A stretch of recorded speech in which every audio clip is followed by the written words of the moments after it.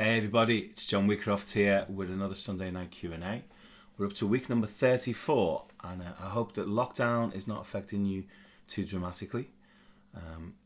We've had some great questions once again, so thanks once again for all the really nice comments, all the kind messages that I received in the last week. It's really good to know that you guys are supporting this and that it seems to be going down pretty well, so that's really nice to know. So we're going to be looking today at two principal topics. The first one is to do with rhythmic groupings, being able to play all the various different rhythmic denominations, so dividing the beat up into 2s, 3s, 4s and so on, that kind of thing. Then we're going to be taking a look at a scale that's becoming more and more commonplace in mainstream jazz education, a scale called the Harmonic major scale. So there might be a new one to you. It's a really, really nice collection of notes. It's got some really cool harmony happening. So we're going to treat this as like an introduction to the harmonic major scale today. There's quite a lot of stuff you can do with that scale, but we're going to just basically spell it out and look at the simple triads and seventh chords that are available, and then also some of the kind of like where we can reinterpret some of the information to find some kind of hidden chords, if that makes sense. But as always, we start with a tune. And this week, I've chosen to do one of my favourite pieces. This is a Django Reinhardt piece. Although, to the best of my knowledge, Django never recorded this piece. I think Matalo Ferre was the person that most players take this from. And this is Django's Waltz. As usual, I'm going to do my 3 takes and pick the best one. Then I'm going to talk a little bit about these kind of pieces. One of the things in lockdown that we can do to stay inspired is to create like a kind of a wish list of things that we'd like to learn, just purely just for the sheer sake of playing music that we like, as opposed to learning it for career purposes or because we've got gigs or what have you. It's really important if you want to maintain that kind of sense of passion and that sense of love for the instrument that you play things that you just really, really like. So I hope you enjoyed the tune and I'll see you on the other side.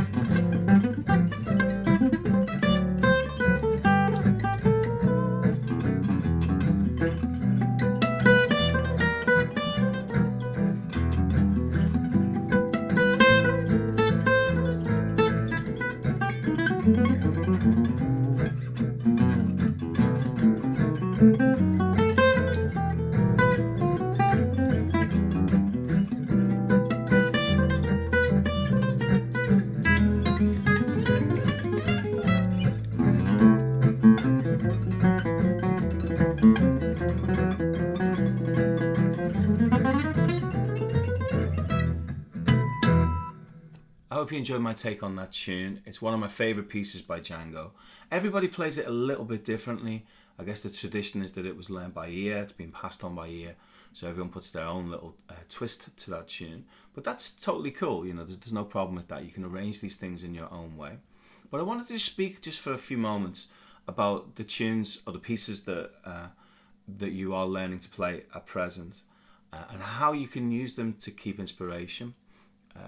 It seems at the moment, with there not being any gigs happening, certainly not in the UK anyway at least, that it's very easy for your practice to kind of sort of drift a little. Your focus can shift. Motivation can sometimes be at an all-time low if you've not got specific things to prepare for. So this is a great opportunity to learn all of those things that I've really just wanted to learn just for the sake of it. I think it's an important part of your practice and just kind of, you know, general kind of upkeep of your skills on the instrument, that you spend some time every day working on something that you really love, just the music that you're really into, you know. What can happen as well is, particularly if you're doing this thing as a profession, you can find yourself being taken away from the music you love because you need to learn specific things to do with gigs that you've got coming up, or recording projects or sessions or whatever it might be. And whilst there's always something really great to learn in every piece of music, you can take something good from everything. You know, it may be the case that you find that you're moving away from the music that really made you start playing in the first place, or the music that made you want to pick up the guitar in the first place. So I have a kind of, for want of a better expression, a slightly selfish approach to some of my own practice at times, where I'll just make certain that at some stage in every week I'm going to play something on the guitar completely 100% just because I'm into it. Not because it's going to be something I'm going to play on a gig, or I'm even going to use on one of these sessions, or because it's something that I think is going to further my career, or I'm going to be able to use for work in any way. I kind of keep them separate. I keep them as two completely distinct, separate things. So in recent months, during lockdown, I made certain that I've learned Teen Town by Django on the bass, you know, for no other reason than it was just something that I've always wanted to know how to play. You know, I've really liked that piece and listened to it and admired it as a fan. But at one stage, you know, I thought to myself, I'd really like to get that underneath my fingers. I've got no real intentions of really ever playing it live, you know, but who knows? You know, the thing about this is, of course, if you can engineer it so that the stuff that you're doing for work, or the stuff that you're doing, you know, when you play in public, is the stuff that you love, then you've cracked it, basically. But for the most part, my playing career tends to take me in lots of different places, and I find something that I'm really into in pretty much every style. That said and done, you know, it's really good to come back to music that I want to learn to play just for the sake of me wanting to learn to play it, not for any other reason, you know. And that might even be playing with other people. You know, you might find yourself playing in a corporate function band or what have you, you know, where there's certain expectations upon you playing particular repertoire and material, but you're really, really into progressive rock, say, and you really want to play that, but it's difficult to find an avenue for where you might do that. Well, you know, just get something together so that you can just do that for your own sanity, really, and for your own kind of, to maintain that passion for the instrument. Yeah. So what I suggest, it's a new year, and a new year sometimes comes with reflection on, you know, focus and what kind of things, you know, setting the goals and stuff like that. So a really good thing to do might be to just have a kind of a hit list or a wish list of pieces that you really, really fancy learning how to play in the forthcoming months. And it could be a very short list. There might be 3 or 4 tunes on it. It might be a more comprehensive thing. It might be, you know, massive with lots of things on it. Of course, don't go overboard with this, because you don't want to have a kind of an intimidating list with too many pieces on it where you don't ever know where to begin. What I tend to do is narrow things down. So for, you know, this week in particular, I'm going to be working on a specific piece of music. This is one of the things that these Q&A sessions does for me, of course.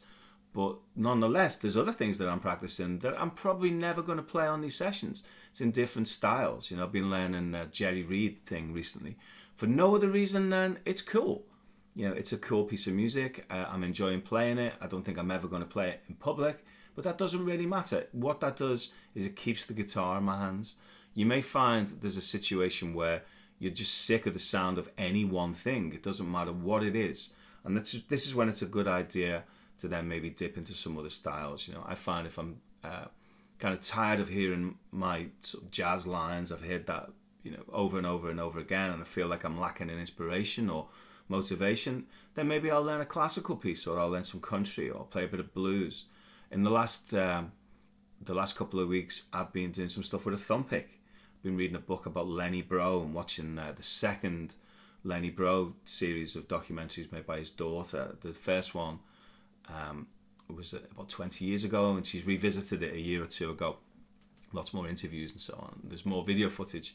So I've been playing around with using the thumb pick and trying to play some of Lenny's Bill Evans inspired 3rd and 7th comping on the bass strings whilst playing melodies on the treble strings.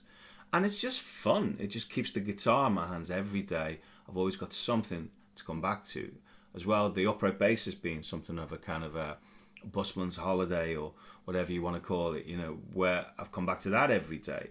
And with that, what's brilliant is because there's a never-ending list of tunes that I already play on guitar, but now I'm getting to revisit them entirely, but from a different perspective, by playing through them on bass. So with this in mind, there's almost too much to do. Now with that as a consideration, what I think is a good idea is to define what's reasonable. So for me, what seems to be reasonable is 4 sessions a day. Now those sessions expand or contract depending upon what else is happening, but I generally try to get 4 sessions in a day. On a really busy day, they might just be 10 minutes long. On a super busy day, they might even be 5. But more often than not, they're about half an hour in duration, and sometimes they'll expand and they could be an hour or so. But if I do 4 different things, and they're generally split amongst 4 different topics. I've spoken about this before. Maintenance of what I can already do is one thing. Developing new things is usually another thing. Some kind of repertoire, I want to cover that. Creative endeavor, if I can incorporate that in some way, that's an important thing. And for me, for the last 6 months or so, one of the 4 things has been the bass, being the upright bass. So with that in mind, then I feel as if once that's achieved, then I can relax and then just feel kind of comfortable that I'm actually moving in the right direction. But I think the important part, and what was my intention of stating in this section, was it's really important for you to just have a wish list of tunes that you just want to learn to play for no other reason than you just fancy learning how to play them. Now, it's really great if those pieces are also technically challenging, because you can use them in lieu of exercises. So I find now, if I want to work on technique, I've been using Rhythm Future. That's what I've been using for chops and technique. So this week, the 3 kind of pieces I've just been cycling round and round, playing them with a click and so on, has been this Django's Waltz, it's been Rhythm Future, and then the bebop classic called Move. And I just take it through different gradients on the metronome, and now that is, for me, is much more exciting and more fun than playing scales.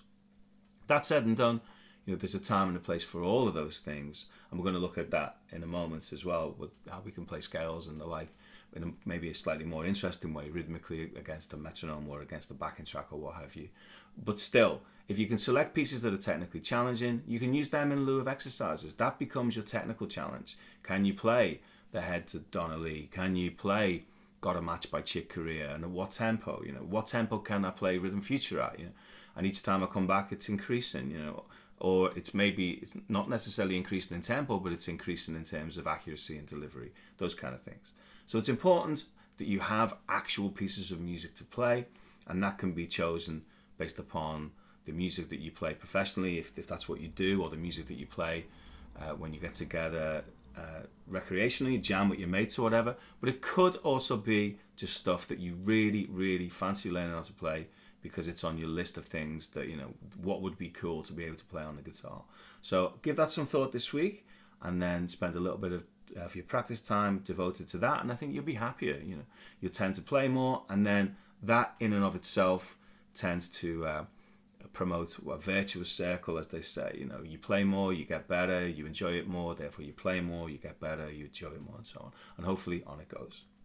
I had a great question from Charlie relating to accessing rhythmic subdivisions.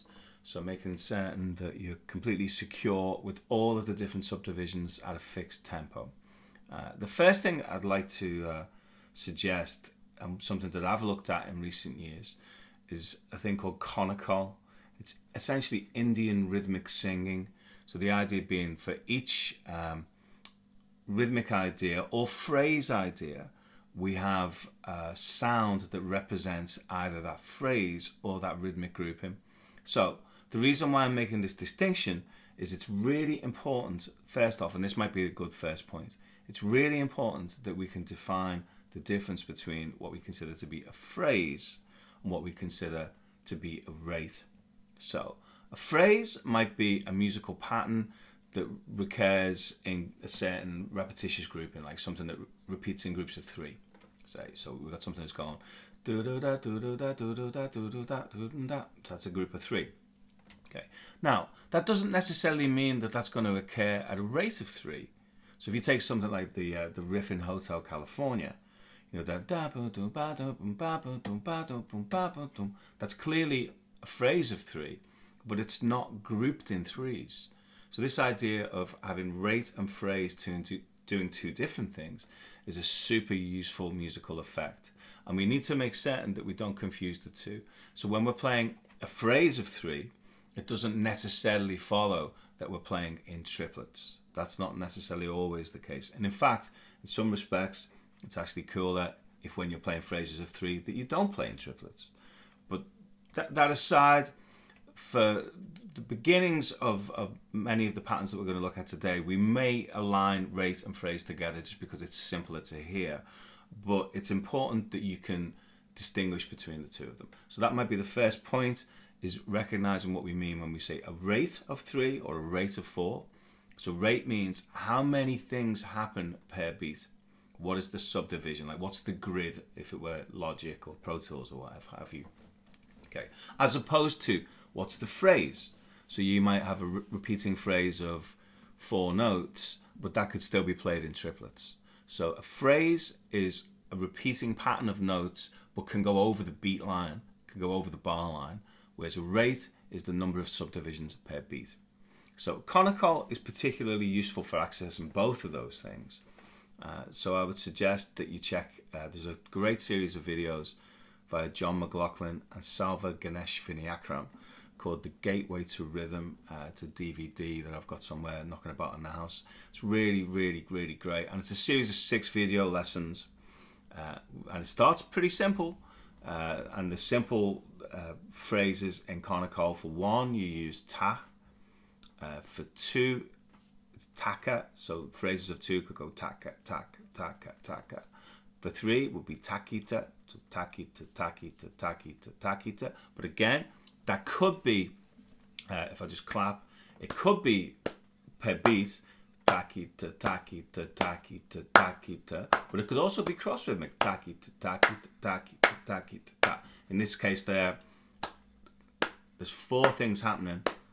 1 and a 2 and a 3, and my phrase is in 3. Takita, takita, takita, takita, ta. So it loops in a way that goes across the beat lines. So that's the first point, is distinguishing the difference between rate and phrase. So it might also be useful to know the first 5 Konokol expressions, if you like, or the first 5 sounds. So ta or da for 1, taka for 2, takita for 3, 4's takadimi or takajuna is a development of that. So a group of 4, and now I'll do it in 4. Takadimi, takadimi, takadimi, takad, and so on. But it could also be in triplets, but that we'll get to that as we progress. And for 5, they use dadigina dum. Now I've heard various different groups of 5 used in all kinds of different locations. One of them is university. That's one that tends to get used in education, I think. So a phrase of 5 could be university. So if it's going to be a grouping of 5, it could be university.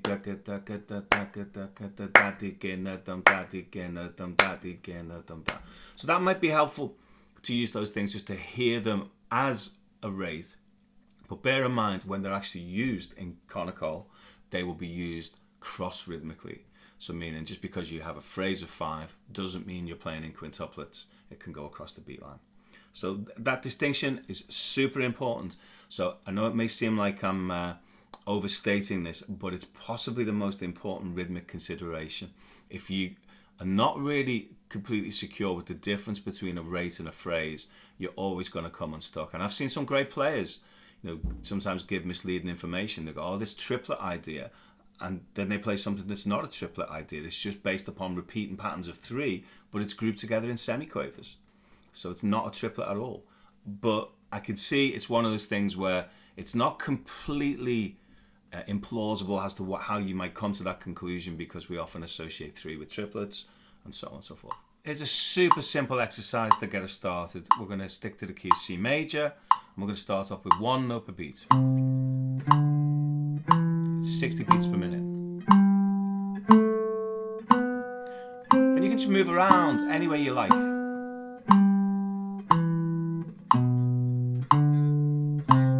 Okay, so once you're comfortable with that, then we're going to move to 3 notes in the time of 2, which is this kind of sound. I'll do it on 1 beat.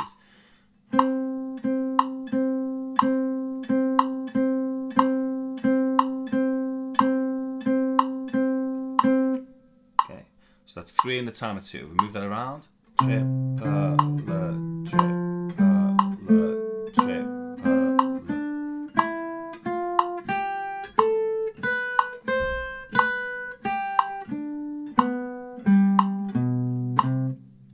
Switch between those 2. Switch. Switch. Switch.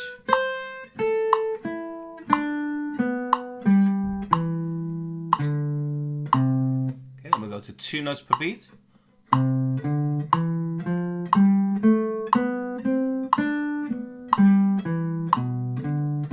Switch.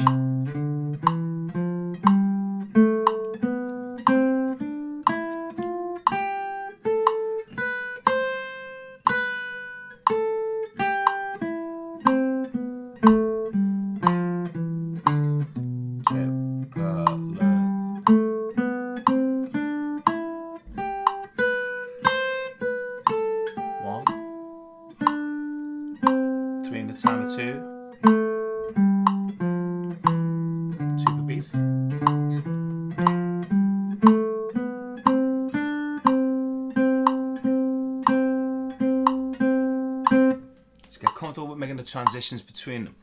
Okay, so then we can go from 1, 3 in the time of 2,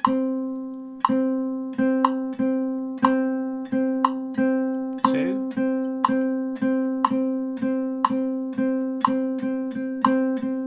triplets. So then move that through the scale. So now I'll just play the scale and I'll switch between, say, 2s and 3s.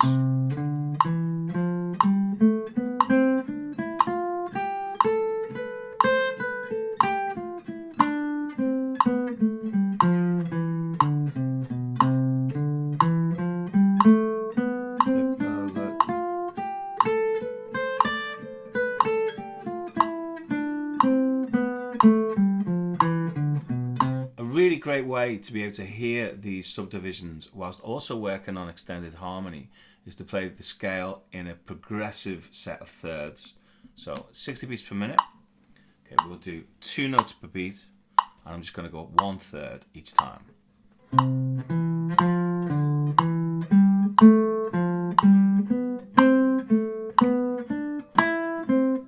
Okay, and same in reverse.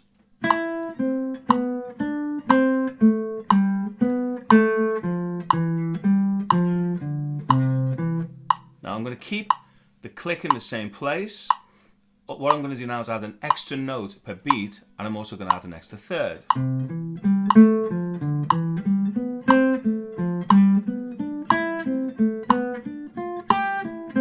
So now I'm seeing the chords C, D minor, E minor, F, G, A minor, B diminished, and C. But at the same time,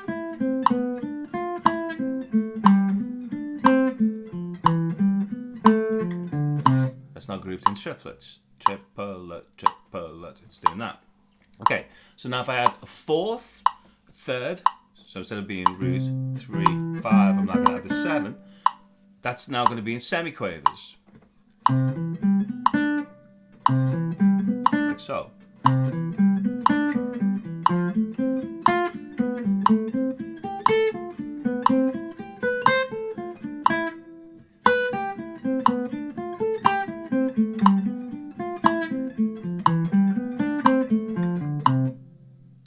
Hope that's making sense. So let's begin. You could even begin with 1, you know.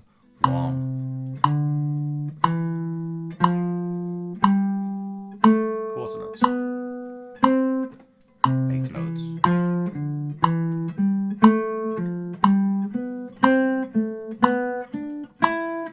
8 note triplets.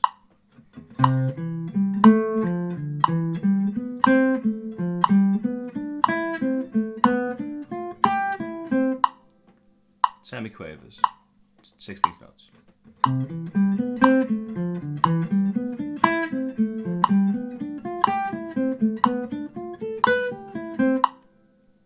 Quintuplets now.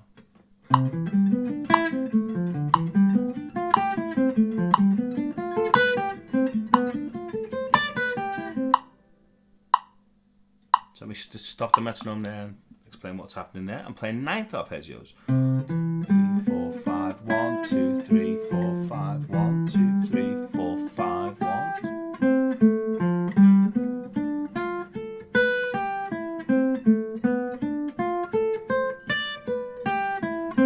So we're getting C major 9, D minor 9, E minor flat 9, F major 9, G dominant 9th, A minor 9. Like a half diminished with a flat 9.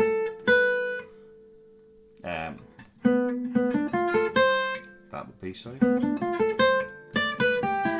So 1, 2, 3, 4, 5, 1, 2, 3, 4, 5, 1, 2, 3, 4, 5, 1, 2, 3,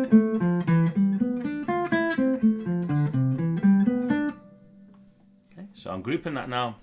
So if we just do the first 2 arpeggios, say I go between the C major 9, sorry, and the D minor 9, you're going to get.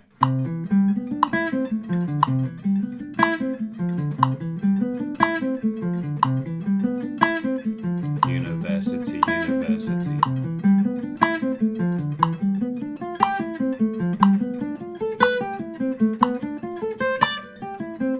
It's groups of 5. So if I play this to scale in groups of 5.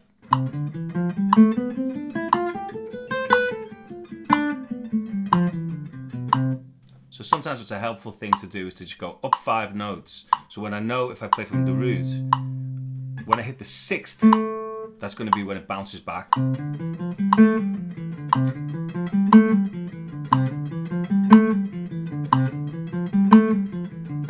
That could be a helpful way to just get that sound into your ear to begin with, you know, so that you can actually hear that. Here's the complete exercise all the way up to 6s.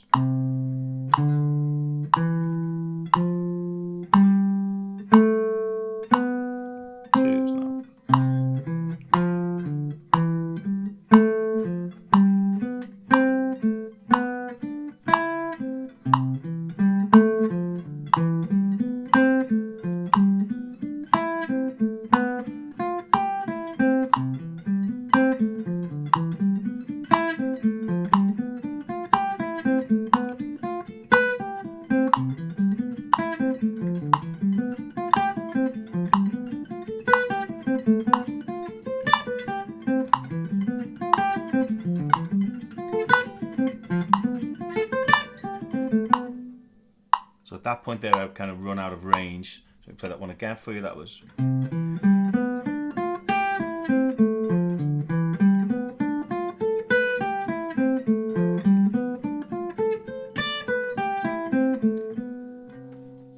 So 6 notes per click. In which case we get out root 3, 5, 7, 9, 11.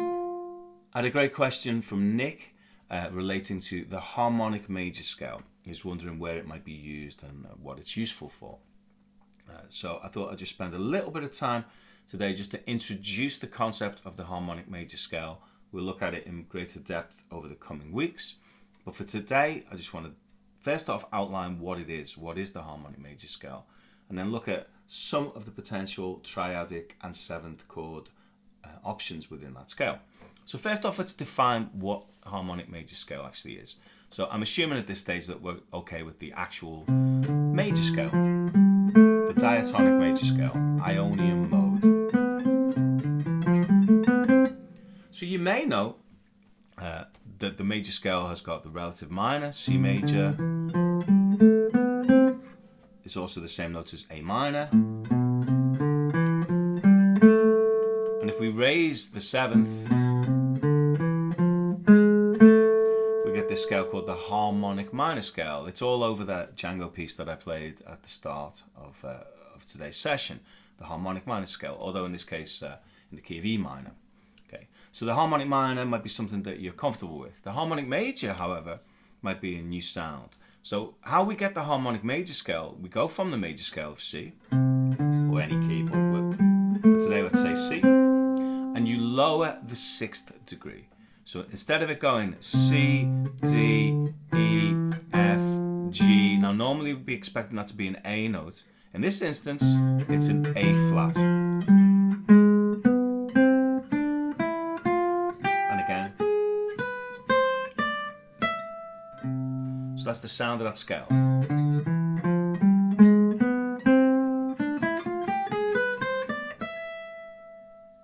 Okay, so at this stage you might be thinking, so where might that be used? And that's precisely where Nick is at the moment. He knows the scale.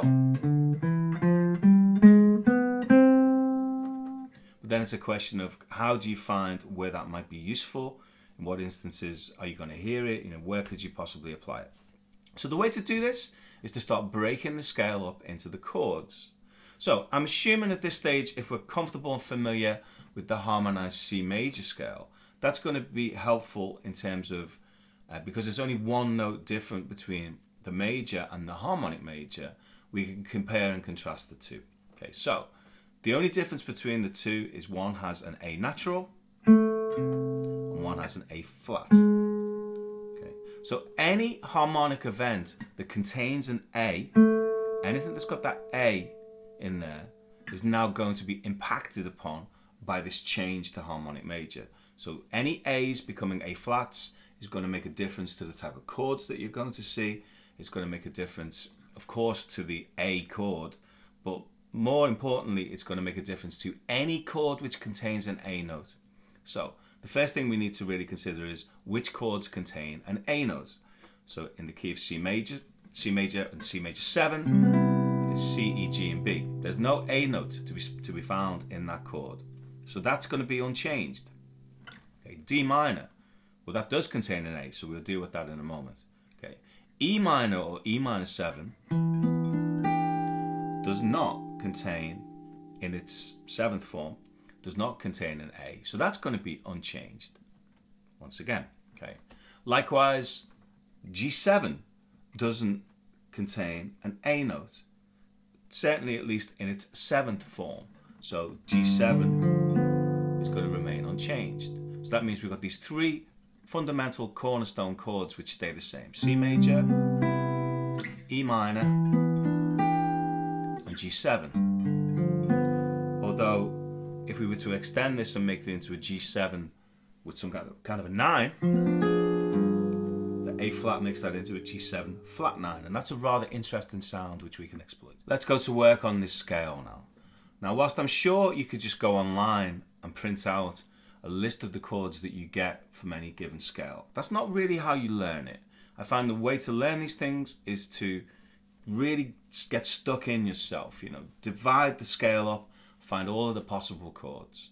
Right. Now, I'm going to allude to something that we're maybe going to use in future weeks.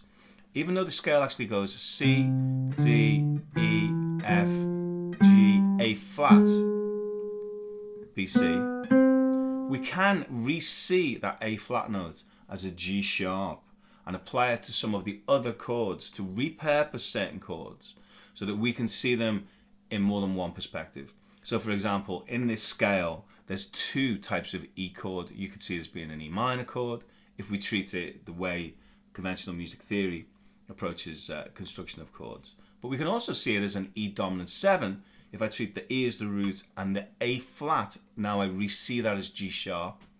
And that's kind of an interesting way of approaching scales when you can change the intervals enharmonically to give you some other options that you wouldn't previously find if you were just playing it by the rules, as it were. But before we start looking at the kind of the reinterpretations of a scale, it makes sense to see it in its conventional, shall we say, pure way. So let's begin. The first chord that we get is going to be C, and then we leapfrog through the scale. We'll go up to the 7th here. We're going to have root, then a 3rd, then 5th, C, E, G, so that's a C major. Okay, and then with a B on top, C, E, G, B, C major 7. But I'll play it as a drop 2 voice in, C major 7. So it makes sense to run the scale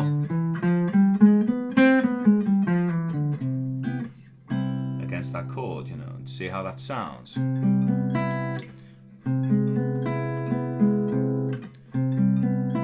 that flat 13, that's kind of like major sus in a way.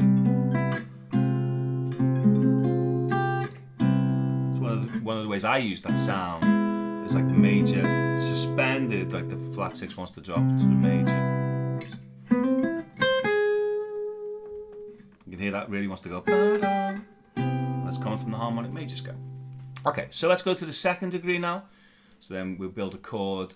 This is one of those ones where the A going to A flat is going to make its presence known here, because D minor normally has an A in it. D, F, it would normally be A, but now we have A flat, so that's a flat 5, and a C, that's D half diminished. So that's a 2 chord, rather like what you might expect to see in a minor situation. Okay, so remember we said a moment ago the G7 remains unchanged. So this allows us to play what we think is a minor 2-5-1.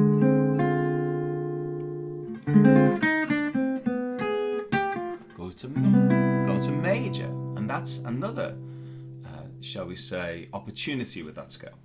So we have the 2 chord is a minor 7 flat 5. That's an interesting sound. Going to major, like a nuage, you know, where it goes, admittedly not in this key. If we were in the key of G minor, B flat, A half diminished, D7 flat 9, G major. And that scale, the harmonic major scale, would work really well in that instance. So there's an opportunity for you. It's not the only opportunity, but it's one nonetheless. Okay, so go back to C for a second. With C major, major 7, D minor 7 with a flat 5, D half diminished. Okay, now let's go to our E now, the 3rd degree.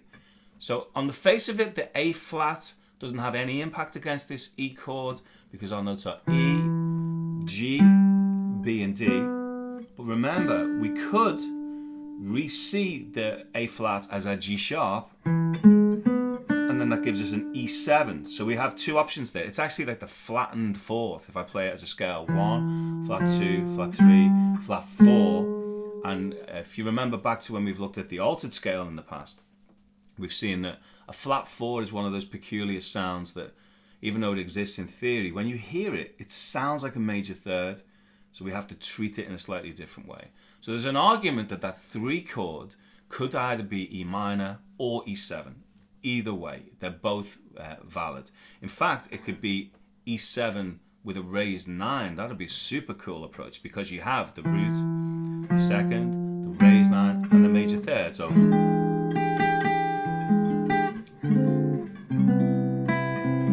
maybe that's a super chord, if you like. So that's an option that's available to you. But, you know, let's play it by the rules, as it were, and then we'll worry about these other things once we've got the basic scale down. You have C, you've got D minor flat 5, you've got an E minor, bearing in mind what I just said. Okay, and then we go from the F.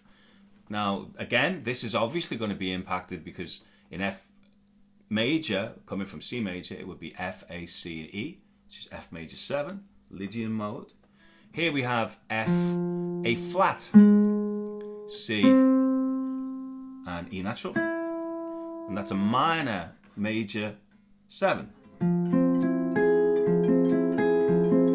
Lydian minor, the thing Alan Holdsworth calls Lydian minor, which you'll see in tunes like Letters of Mark. Okay. You also have a kind of a cool thing there where, because you've got a raised 4 because it's Lydian, where if you wish you could also treat it as diminished major 7. But again, maybe we'll deal with these. That's my favourite sound at the moment, diminished major 7. I absolutely love that sound. That could also be seen as being like E major with a flat 9, with an F in it, like E flat 9 or something like that. But anyway, we digress. Let's play this with a straight bat, as it were, and then we'll worry about some of these other sounds as we progress. There's some cool sounds though there in that one. That 4th one is definitely one to look at, and it'll open the door to some of Holdsworth's ideas that you maybe would not necessarily have found without knowing this scale. Okay, so we have C major 7, D half diminished, E minor, amongst other things, F minor major 7. Then on the 5th degree we have a G7. Bearing in mind what I said before about the flat 9, which you could incorporate. So that's where we have D minor 7, G7 flat 9, C major 7. So there's a 2-5 1 in there. There's also a 1 to a 4 minor. 4 minor, major 7. Look, these kind of sounds.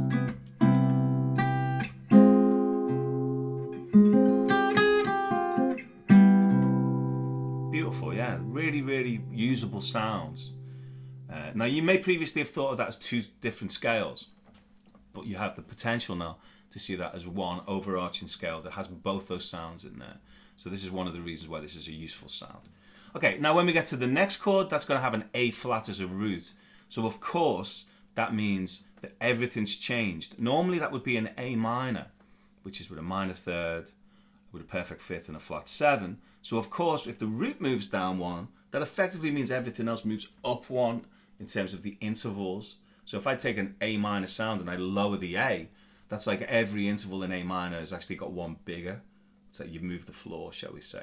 Okay, so what that gives us is an A flat, a C, an E natural, which is a sharp 5 away from A flat.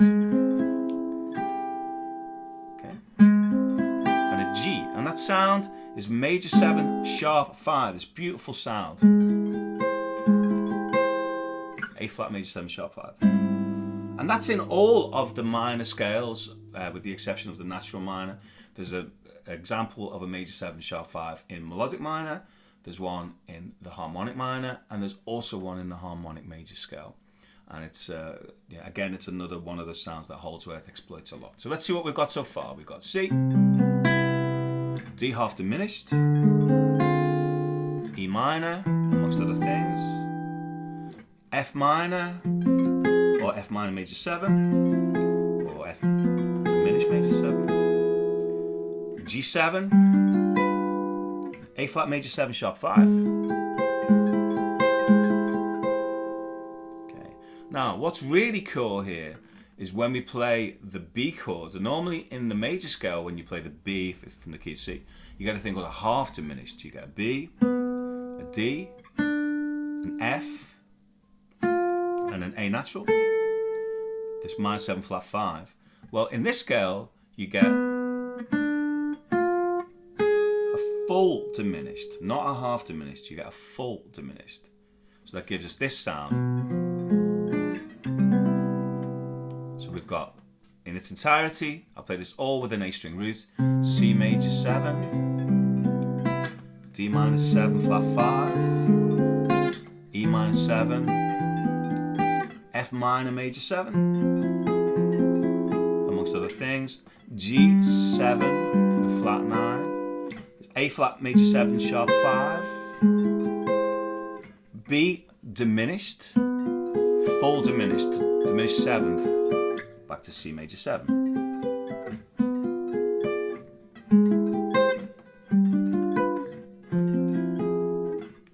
Making sense?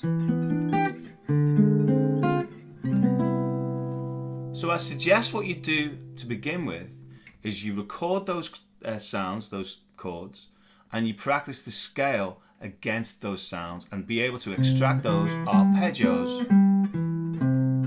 D half diminished, E minor, F minor, major 7, G7.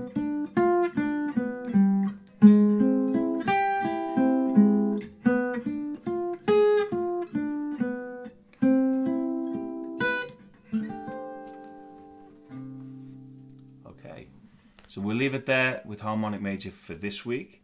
But in coming weeks, if you're interested, we can look at some of these other applications for this sound. I particularly like that for seeing that as coming from like a diminished with a major 7. We're weighting phrases to the flat 5. You could argue it's like Lydian, but not playing the 5. So you just leave the 5 out, leave the natural 5, and put the sharp 4 in its place. But it feels like a flat 5. It's a really, really cool sound. That's all we've got time for today, I'm afraid. I've got to go and do one of my 4 practice sessions right now. So I hope you found some of this material useful, you found it interesting. Thanks for getting this far. And please keep the questions, suggestions, even requests for any piece you might think that I'll do justice. You know, anything at all. Anything, or even just ideas for things that you might think would be useful just for the guitar community or music community at large.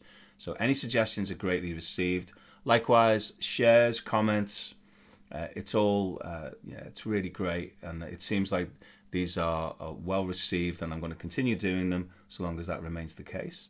So take care of yourself, stay inspired, keep the guitar happening. It's definitely, it's good. It's a good thing for you. It's good for everyone.